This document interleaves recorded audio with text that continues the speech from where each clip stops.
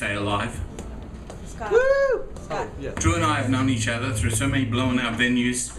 I don't know if you know about poetry, but poetry is sort of like chemical weapons. It's so powerful it can clear any space. You go in and say, I want to do a poetry reading, people say, where? Inside your coffee shop. They say, it makes no money, it makes no sense. Sure, welcome. We were invited to the Cafe Caffeine by a man who sat through poetry karaoke when there was a Ruta Maya. Does anyone remember Ruta Maya? Before your time, you do. But let me tell you, Ruta Maya began, original one, 4th and Lavaca, which is now Halcyon. We had a gig next door at a restaurant. We all wore clothes. It was quite a middle class venue. We come there and the place is closed. It was called Soma, and that goes back to sleep. I said to this New York girl, I said, look, that hairy place with all the tattoos and people on bicycles, let's ask the hairy place if they will let us in. Now, the hairy place said, we will let you in, poets, on the condition that you leave before the music starts. When does the music start? 9 o'clock. So from 6 to 9, that became the time when Ruta Maya had open mic for poets. And it would shut off as soon as the musicians come on. But we learned from that time, there is a way to stretch the indefinite imagination, and that's a way to include music in your presentation.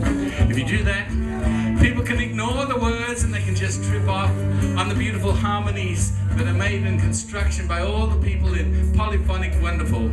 Now, you may say, what happened? What happened to the original Ruta Maya? Well, rents rose high at 4th and Lavaca, and they got evicted, and they went up to 3601 South Congress, just above Expose. You don't know about Expose, do you? Yes, you do. So for years, and I do mean this true, we improvised outside Ruta Maya on the front porch. And the truth of it is, the exotic dancers complained about us as being too noisy. And the police came and shut us down. Well, we had a rule, and the rule was anyone who turns up is on the stage, just like tonight. And sometimes we had 10 flute players, 12 drummers, and these drummers really want to drum the loudest.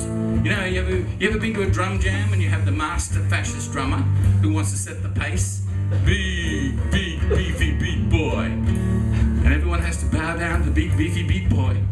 So they did, and we got thrown out there. But there was one night when I saw these 3 people sitting there, and they sat through the whole show. I said, excuse me, at the end, no one's ever sat through our whole 3.5-hour haiku before. Why is it you lasted the distance? And the guy looked at me with Coca-Cola eyes and said, we like this. You can do it at our place, which at that time was Cafe Caffeine. Now we went to Cafe Caffeine, which is way in the heart of South Austin, and that venue doesn't exist anymore because it was taken over because he had a Coca-Cola habit. And of course, however good-hearted people are, that powerful Coca-Cola can wipe you right out. It's all full of sugar and salt and other caramels. You don't want to go there, no way. So, it was a beautiful story at the time, but we were gone from there, and then a feminist took over the place and wanted to run it. And she sat through the poetry, and she judged us. You ever had someone judge you?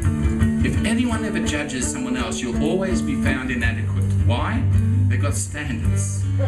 We haven't got standards, we've got open hearts and open arts. And let me tell you, she said to us, I didn't like what you said about freedom, that freedom should be compulsory. I said, yeah, it should be. She said, you haven't have to leave. I said, again? So she threw us out. But then no one came. So the next people who bought the cafe invited us back in. This is all true. We used to have the Million Musicians March landings there. There weren't a million musicians anymore in Austin, and certainly no volunteers.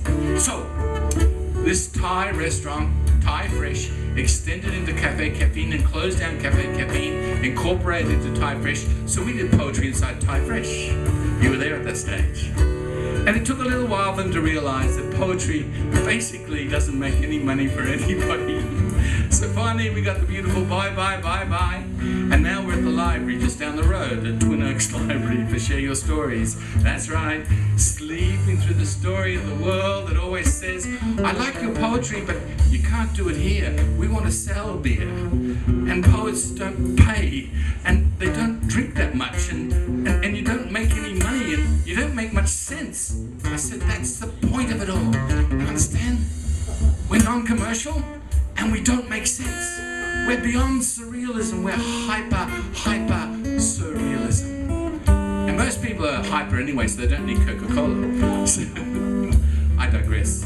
What I'm saying is, Drew and I have known each other for so many venues that have been blown out and blown undercover. Element 615, at one stage of his life, used to go to every poetry open mic. At one time, we're shivering in this alleyway on a Wednesday evening next to a studio. He remembers it. It was cold, it was wet, like the Rudemeyer on Bolden Creek. It doesn't matter if it's cold and wet, we're masochists, goddammit, we're poets. Anywhere, anytime, even on the night of our execution, we'll be saying, I think I've got another poem to share with you. I think I've got another venue we're asking it. So all of you have open hearts and open minds and open music. This is special because for some odd reason, here at Kick Butt they seem to like it. And for some odd reason, we keep coming back every Sunday night. And for some odd reason, the Poetry Festival is going to roost here and have their final party here. And that wall will disappear, and everything will expand, and everything will be wonderful. And you don't have to wait for 2015, because that's happening right here tonight. Most of you are up here, weren't you? And most of you are up there, aren't you? That's the place to be. Beyond, the future, waiting for the prosaic to catch up to the poetic. Waiting in the moments beyond the moments. When other people get the dream and they become contagious. You mean I can say things? I can say things that don't make much sense? That's the point of it. That's why we're here tonight.